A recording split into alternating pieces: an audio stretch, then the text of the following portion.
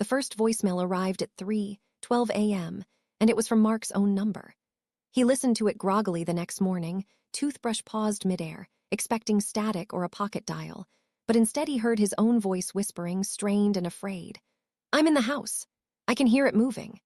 In the background was a slow, wet sound, like something being dragged across carpet, followed by a soft thump and a breath that rattled too long to be human. Mark deleted it, unsettled but unconvinced, telling himself stress could do strange things, until another voicemail arrived that night, time-stamped for 3:14 a.m. tomorrow. This one described him standing in the kitchen, staring at the dark hallway, noticing how the shadows bent wrong near the spare bedroom door. When the time came, Mark found himself exactly where the message said he would be, heart pounding as the hallway light flickered once and died. The voicemails multiplied. They began narrating details he couldn't remember noticing before. The way the stairs groaned like they were warning him, the smell of damp earth seeping from beneath the spare bedroom door, the faint tapping inside the walls that stopped whenever he held his breath. One message begged him not to open the door. Another laughed quietly when he touched the knob anyway.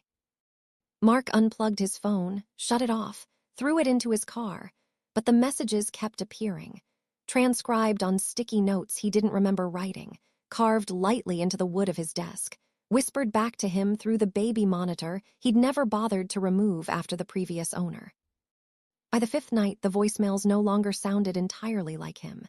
His voice stretched in the wrong places, syllables overlapping as if someone else were practicing how to wear it. "It doesn't like being watched," the message crooned.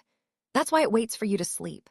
Mark stayed awake, packing, slapping himself when his eyes drooped, convinced that if he could just make it past 3:12, the loop would break.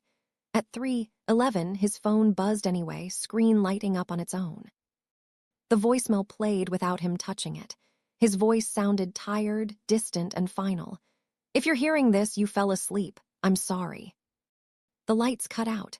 The house went silent, listening.